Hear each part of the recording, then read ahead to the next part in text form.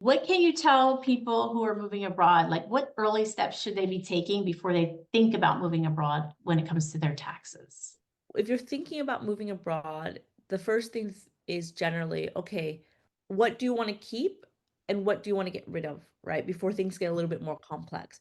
Because the thing is I mean, the US will always tax you on all of your income, so that's not really the issue. But if you are moving now to a different country, do you want that country to potentially tax you on the sale of your US home one day?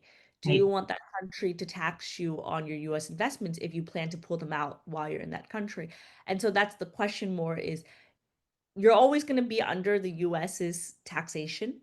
Do Right. you prefer to just keep things under the US? So like if you're going to move and you know you're going to move for a long time, do you want to sell off anything before you move so that that's, you know, only taxed under the US and that's not subject to another country's taxation? And I think one big thing that is also you have to consider is if you have a house, right? If you have a house in the US and then you move abroad, are you going to rent it out? Because just remember, if you rent it out and then you decide that you want to sell it, renting out is not so advantageous because then you might lose a lot of US tax benefits, right? Because if you keep the house and you've lived in it for at least 2 of the last 5 years, you can exclude a lot of money from US taxation. But the minute you rent it out for too long, then you decide to sell it, there are some issues there. Yeah. So definitely that's kind of the first step, right? It's just thinking about that whole financial picture.